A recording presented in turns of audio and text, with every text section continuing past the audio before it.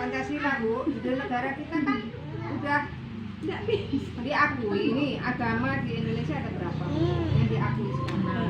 6. Ya, dari tahunnya Pak Gus Dur ya, Pak, kita 6. Terus kemarin Rasojaya 1 juga menjadi desa kerukunan. Karena apa? Di desa Rasojaya 1 udah berapa agama?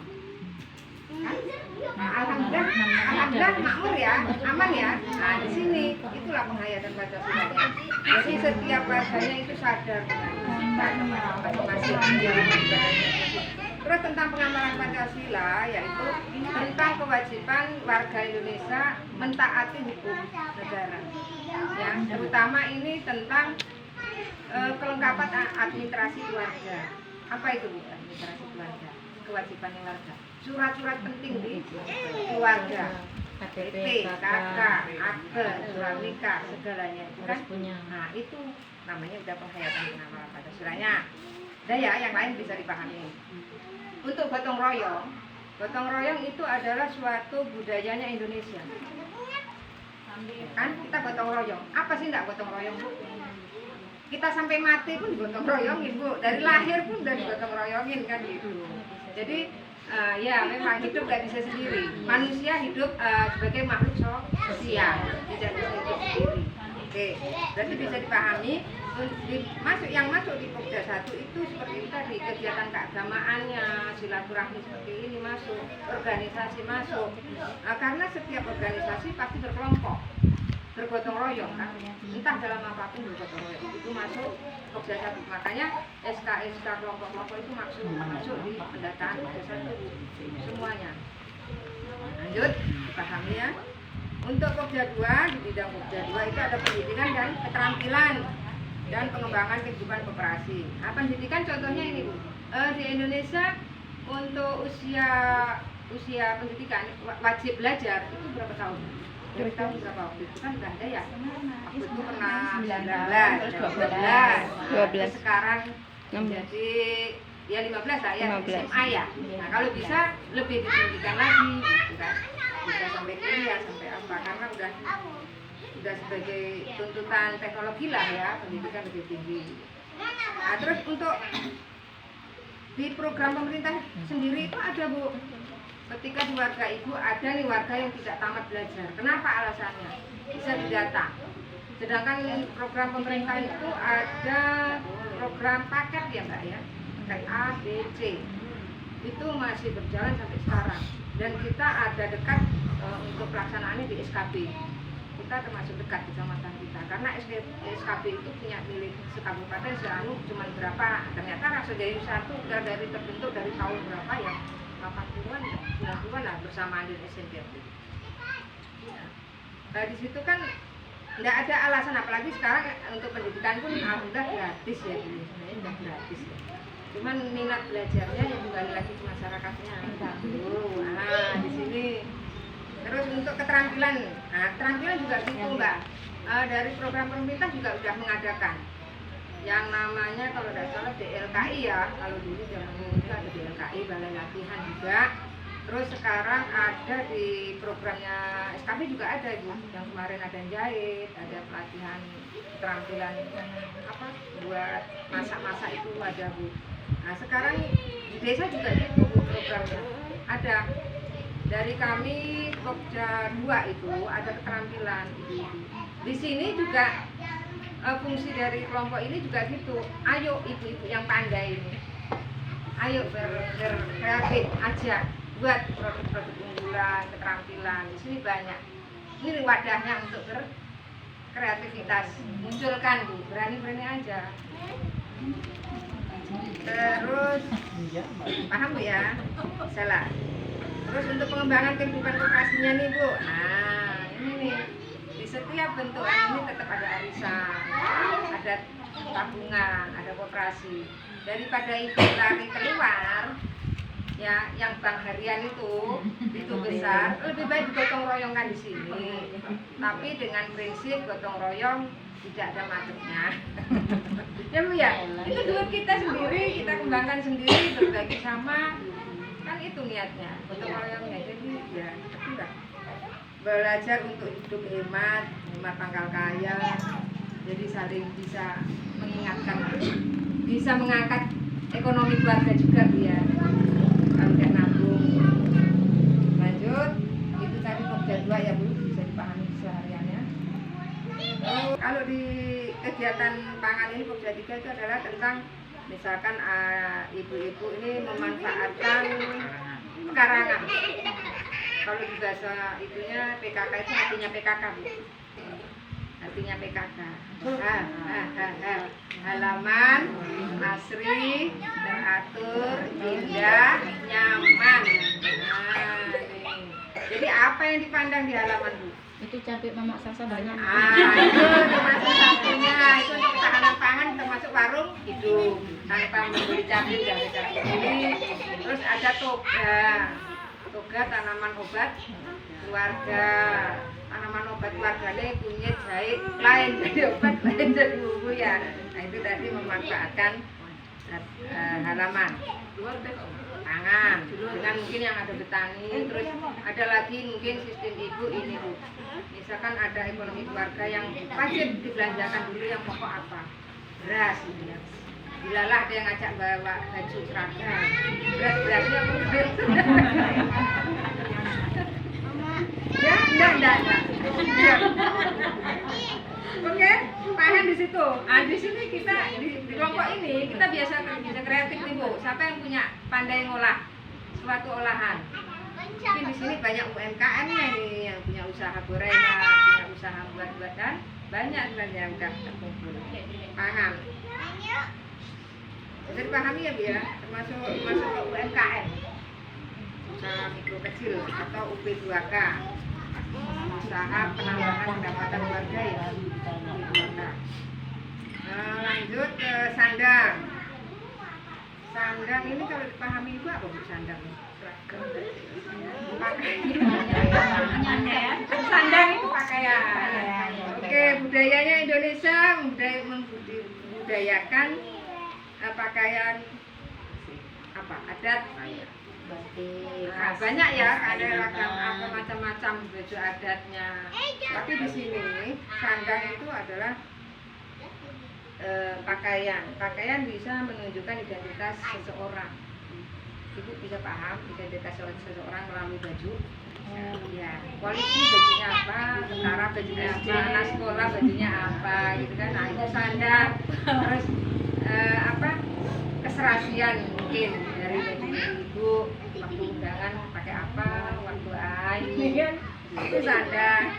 Terus mungkin ada yang bisa punya fashion penjahit juga bisa masuk di sini. Ya penjahit ya Masuk semua di sini Bu.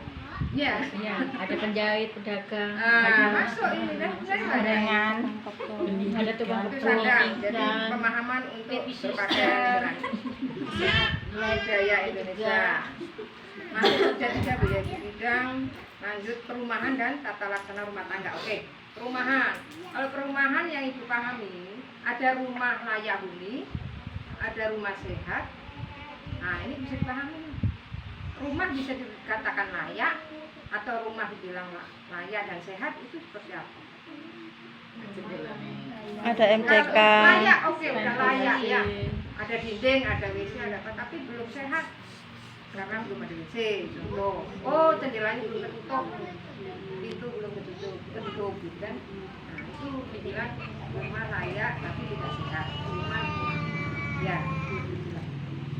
Terus di sini mungkin ada lah ya harganya, karena di program desa kan ada tuh program bedah desa, bedah rumah, WC ya. Kemarin ini ada lagi listrik ya, listrik ada kemarin ya.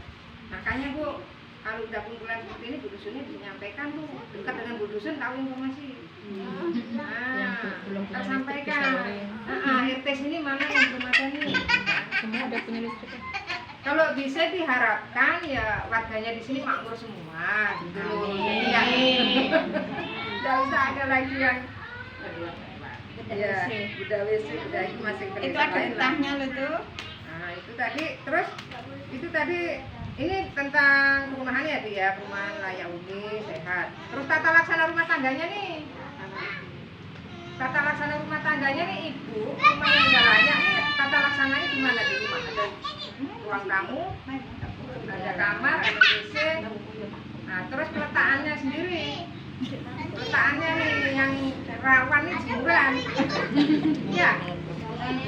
Jemuran harusnya di samping atau di belakang, tapi tetap Tersinggung saya, Bu. udah mepet. Nyari yang kena sinar matahari. Ya, mepet. Soalnya dengan judulnya di depan. Ya, tapi tolong hindari yang Podo-podo ono CD-CD kacane. dulu, Bu. Jangan sampai CD-nya ya di dalam. ya tata rumah tangga. Terus letak mungkin ruang tamu khusus untuk apa kan? Tidak mungkin ya maaf. Nah, ini bidang kesehatan yang paling banyak, Bu. Di sini ada Kadal Posyandu. Kalau di kesehatan, kalau mengikuti undang-undang dari pemerintah tentang pernikahan, pertama pernikahan dulu lah ya. Karena apa? Undang-undang pernikahan itu untuk wanita dan pria itu umur berapa? Sekarang udah 20, udah 19, 17 kalau Nah, ini ada dua versi nih. Kalau dari KUA itu 17, 19 ya. 19, 20 atau berapa ya untuk laki-laki perempuan. Kalau pemerintah itu 20 dengan 25. Karena untuk apa, Bu? Kesehatan itu kan kalau untuk perempuan dia fungsinya ke ini, reproduksi. Kesiapan lahirnya ya, kelahiran. Kalau untuk yang laki-laki kesiapan mental, mampu enggak ngasih makan anak orang. Ya. Nah, itu kenapa pemerintah mengadakan undang-undang itu pernikahan? Karena untuk kesehatan juga, kesehatan. Dari pelayanan mau nikah itu udah ada imunisasi kan? Nah, itu larinya juga surat pengantarnya ke Pak RT, jangan tidak kenal Pak RT. Surat pengantar semua mestinya di RT. Kesehatan itu dari mau mulai menikah, setelah menikah ibu hamil, ya kesehatan bumil. Selama ini bumil, nah ini yang kasusnya ya.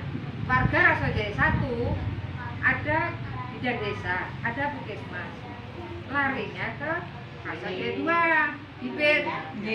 Pemantauan pusing. Warga Rasojaya, ini kader posyandu nih PR-nya. 7 keliling. Ya, pendataan bumil sesuai domisili kakak KTP khusus desa Rasojaya 1 yang masuk Rasojaya 1. Bu, itu untuk bumilnya ada kemarin karena ada program PLT bumil yang resiko KIK itu, Bu. Itu untuk pencegahan stunting itu anak pengkerdilan di anak. Tidak hanya kerdil di badan tapi kerdil di otak juga, sudah disebut parah stunting. Kalau dulu di GT, DGM ya, baru di bawah garis timbang, parahnya BBM, bawah garis merah. Nah, sekarang ditambah lagi sebutannya stunting. Parahnya, Bu. Itu dari menikah, ibu hamil balita, lanjut sampai ke ibu belum dewasa dulu, Bu. Remaja dan dewasa itu dari kesehatan. Kalau di posyandu itu untuk anak bayi, untuk ibu hamil, ya. Kalau posyandunya pelayanannya terpadu itu untuk remaja bisa masuk. Yang ke pos bindu, pos pelayanan terpadu pos bindu itu pemeriksaan PTM, penyakit tidak menular dari 15 tahun sampai 59 tahun. Yang diperiksa kok 4 ya, PTM, penyakit tidak menular, darah tinggi, kolesterol, diabetes, asam urat, udah semua, udah dicek semua, udah ngerasa. Ini di atas umur 30 biasa ya udah mulai. Nah itu ada pengecekannya. Nah kalau sekarang mungkin karena udah dari seperti ini, kami mengarahkan enak. Ini lebih di RT sini ya gantian. Dan kalau untuk kegiatannya itu 6 bulan sekali. Getarannya 6 kan kita 6 dusun ya Bu ya. Nah, itu tadi pos bidunya. Jangan takut Bu, cek dulu kesehatan, jangan sampai udah parah ya. Nah, lebih baik mencegah daripada mengobati. Isinya kesehatan itu.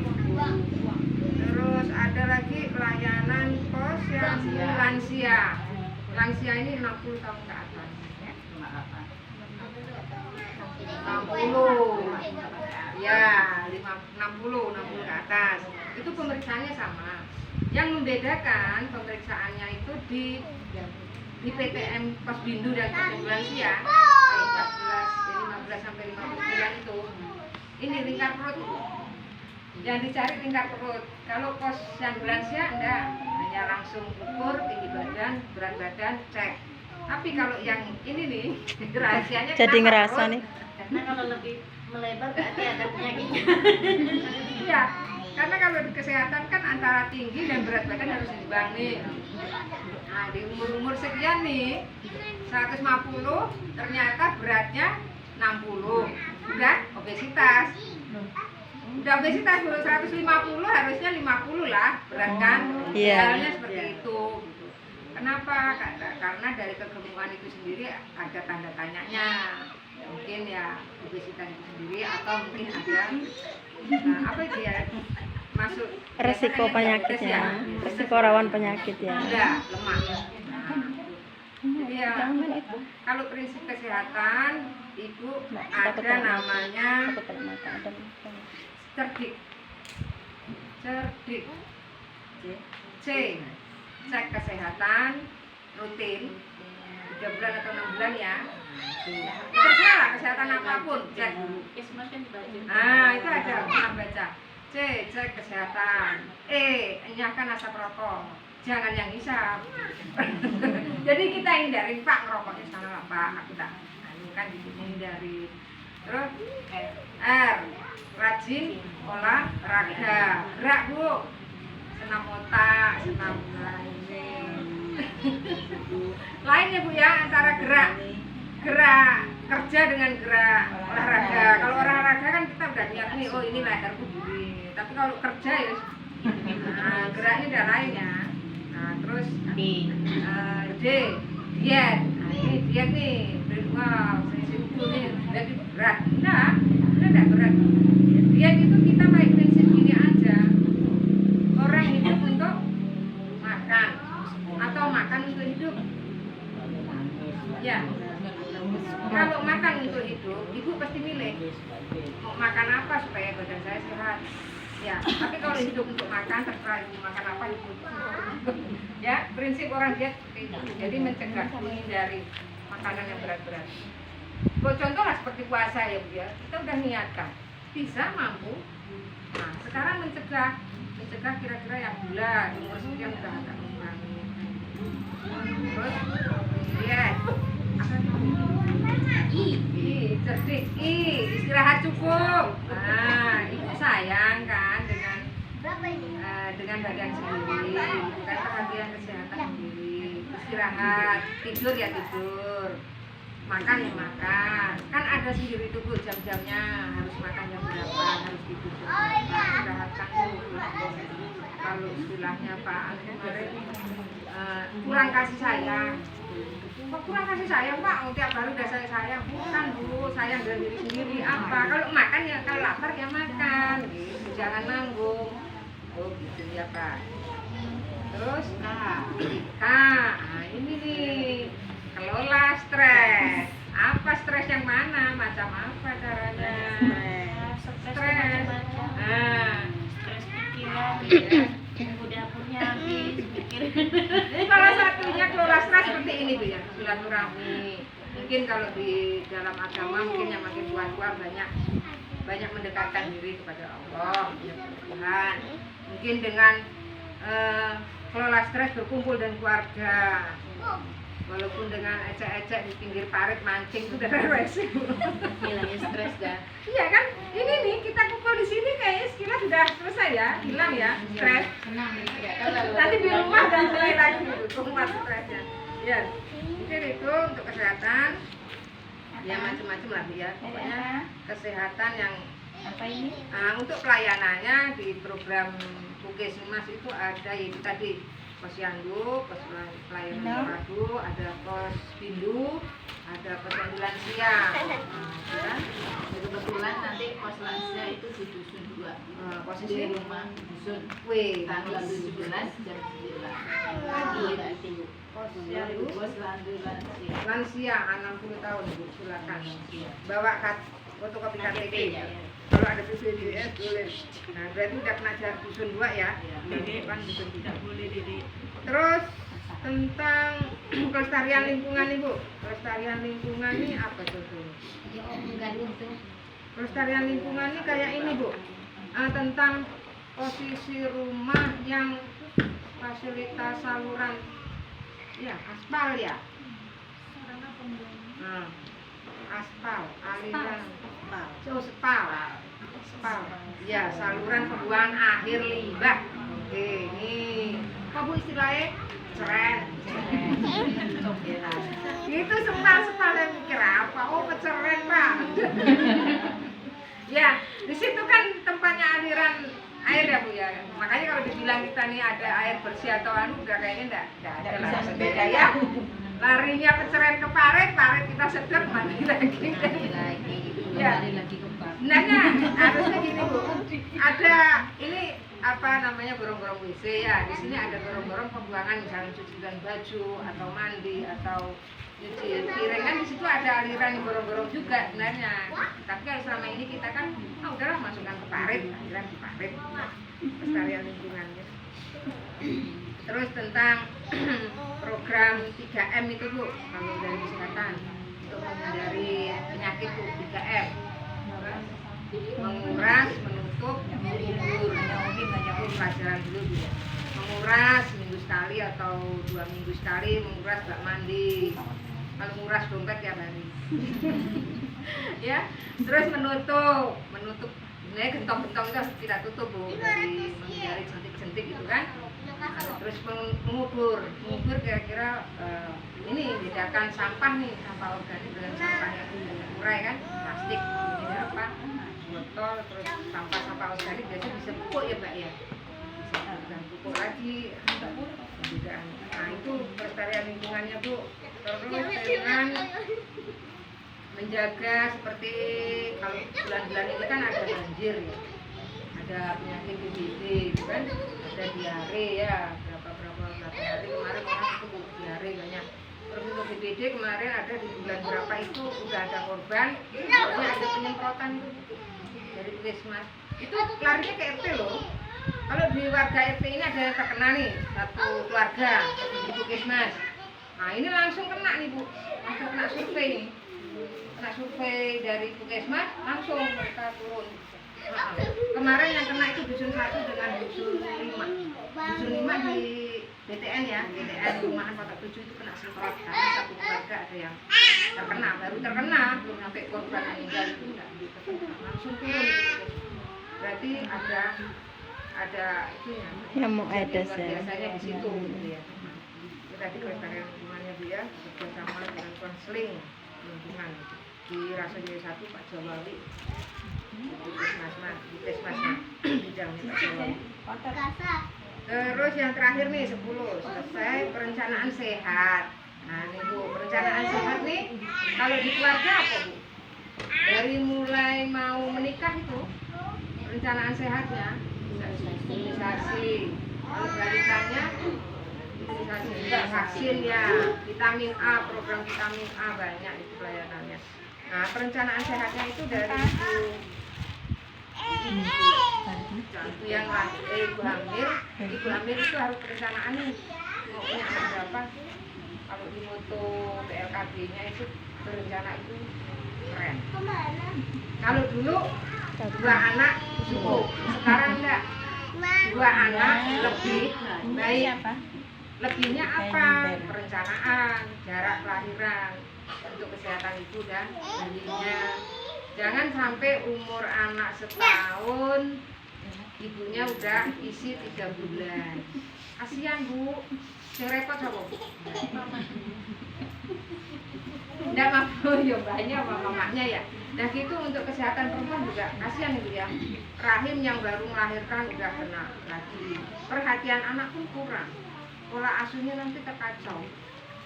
Kasihan, baru harusnya masa ASInya itu selama 2 tahun akhirnya berkurang. Ini jadi harus diperencanakan Bu ya. Terutama jangan ya, kita maaf lah sekarang ini kayaknya banyak yang apa ya, KB itu kayaknya kok ngejar usia ya, mumpung cepat punya anak. Kalau dulu enak Bu, anak 2 tahun bisa kan kalau dulu. Sekarang kok enggak ya? Dulu orang tua kita bisa ya 2 tahun bisa loh. Sekarang kok enggak? Ya kan berat nih anunya sekarang ya, cobaannya ya. Kalau Aji mumpung ngejar usia, enggak tahu sekarang malah anaknya susah. Jaganya kebutuhan anaknya pintar-pintar ngomong, kecil segini kan akan minta HP. Enggak ngomong, cuman mah ngerem HP. Terus itu perencanaan tentang KB, bisa dipahami Bu ya. Ini nanti tanggal 18 ada Bu pelayanan di PLKB Kecamatan. Tanggal 18 dari jam 9 pelayanan MKJP. Metode KB jangka panjang, implan dan IUD. Yang mau ikut silakan ke PLKB. Balai Kecamatan. Nah, kalau yang kedua, tapi kalau yang tua biasa kalau pakai MOE itu yang beresiko ya. Yang biasa beresiko. Yang mungkin yang selama melahirkan operasi itu langsung MOE, berarti steril. Terus ada yang mungkin waktu kelahiran, waktu hamil dia punya penyakit apa ya, tinggi atau jantung yang itu biasa disarankan seperti itu. Tapi itu kembali lagi ke perorangannya sih. Jadi tadi perencanaan sehat untuk yang perlu ber-KB. Kalau yang untuk kita nih Bu, kalau program pemerintah itu kan ada program BPJS kesehatan. Nah, BPJS kesehatan itu memang dibilang banyak polemik ya, ada yang setuju ada yang enggak ya. Sebenarnya BPJS itu juga butuh royong. Kita sedekah untuk